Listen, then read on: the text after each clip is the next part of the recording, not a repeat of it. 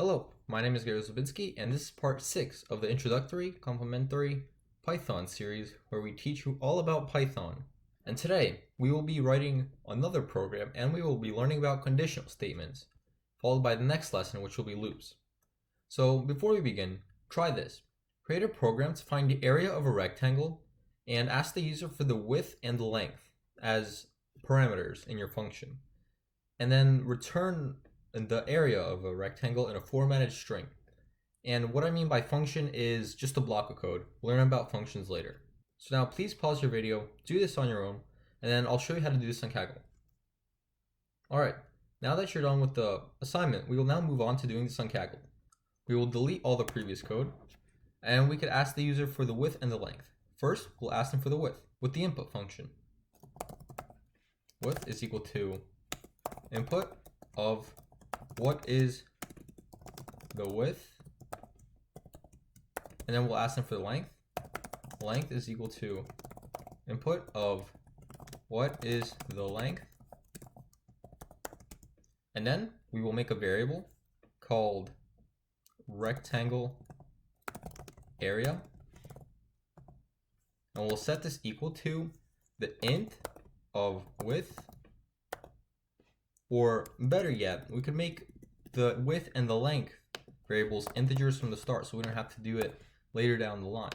And this will save us some time and program speed.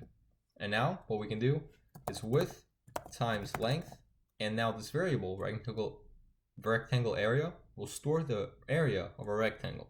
And then we could print out this area by typing the area of the rectangle with width and then curly braces, and then length curly braces is equal to the area. And then we could do dot format and then type for the first curly braces set, we could type the width and the length and the rectangle area. What this should do is this should ask you for the width, the length, and then for the width times the length, it'll set to a rectangle area, and then it'll print out a string with the area, the length, and the width of your rectangle. My apologies. The error was that we didn't specify we had this last parentheses, although it showed that we had to actually press the end closing parentheses button because it was just a recommendation by Kaggle. And this happens all the time. It's just something we have to get around once in a while. So now the width we could say 10, and then the length we could say 10, and then it shows you the width and the length of the rectangle, and then the area, which is 100, or 10 times 10. Now we'll move on to conditionals. And some other notes, you could add variables to other variables as well. So if you wanted to say g is equal to 3 and h is equal to g plus 2, this would work because this would set h to 3, or the value of g, plus 2, or 5. So h is 5, and g is now equal to 2. And now congratulations, now you know all about variables and operations. And next part, or the next large part that we'll be learning about, the more complicated part of Python, is the conditionals, loops, and functions. So what are conditionals? So we've actually mentioned conditionals briefly in the previous part, but we didn't explicitly talk about them. They're basically if-else statements. So this is the statement of turning the light bulb on or off if the button is pressed, and so on. And the logic behind them is essentially if something is true, and this is how we would write it in Python, if, and then we parentheses or no parentheses, is up to you, as long as you make sure the order that you want to have the statement read in is proper. And if something is true, then something else happens, like a print statement, and else something else happens. We will show you how to do this in Kaggle very soon. And if you want more conditions, you could add the inter statement called elif, or something between if and else. So if button A is pressed, then you turn on the light. If button A is not pressed, or elif is not pressed, you turn off the light. Elif, or else, or last statement, else it's halfway pressed, you dim the light 50%. And this will allow you to increase the conditions to as many as you want.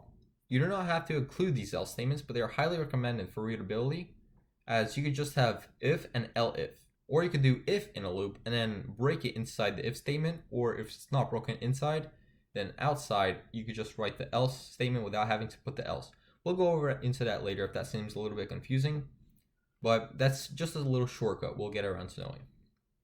So now we'll go into Kaggle to demonstrate how to do this. So we could delete all this code that we had before, and we could write a statement or some values. G is equal to 5, H is equal to 3, and then we could write if G plus H is less than, say, 10, print G plus H is less than 10. And then to do the else if statement, we could do elif G plus H is greater than 10. And we have to write inside of these the colons, or else we won't be able to tell the function that we have something inside of the function. So if, and then the function with the parameter of G plus H is less than 10, and the colon, and then everything after that is indented. Now indentation is very important in Python, so make sure you have proper indentation at all times. Elif G plus 10 is greater than 10, then we could print G plus H is greater than 10. And then for the last statement, we could add as many elifs as you want, by the way. But for now, we'll just do the else. Else.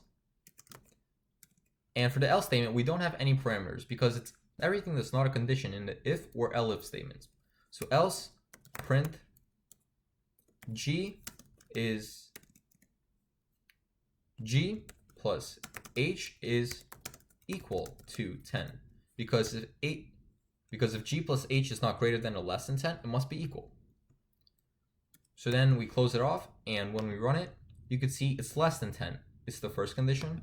And then when we set this to 6, it's going to be greater than 10, so the elif should pass. See, it's greater than 10. And when we set it to 5, it should be it's equal to 10. So now we'll move on. Oh, and also, if you wanted to, you could have an if statement and an elif and else statement all inside of another if statement, and you can keep on going recursively. So you could do if A plus B or something like that is greater than some number, then you could do the value, that you could do whatever you want after that as well, and it would work perfectly fine, except it would be executed if this one was true first, and then this value inside of here, say print high, this would be executed if this one was true as well as this one. So now, moving on.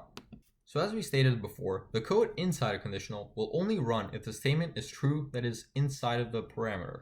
So in that case, it was G plus 10 is less than 10, or my apologies, G plus H is less than 10 or greater than 10. And the else statement is basically the statement that runs only if everything above is false.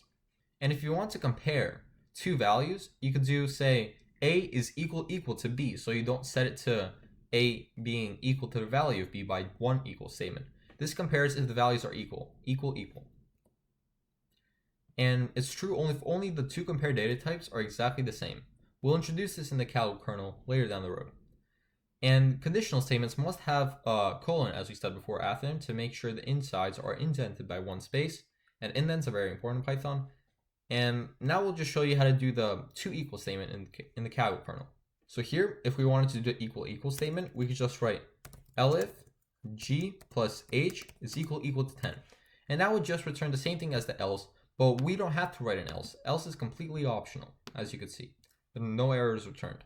And we could remove this else if and just write else if we want to make it a lot shorter. But this equal sign just shows that two values are equal. Alright, so that will be it for today's lesson. I hope you really enjoyed this video.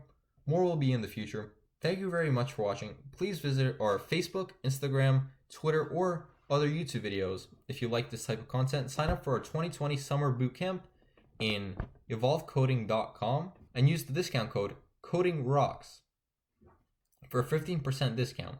Refer a friend to receive $50 as well. By the way, a quick note, our Facebook right now is currently down because it needs to get approved by Facebook, and that's taking a little bit longer because of the COVID-19 virus. And until then, all our other social medias will be up, but except for Facebook. Thank you very much for watching. Leave a like if you liked it, subs if you loved it, and see you next time.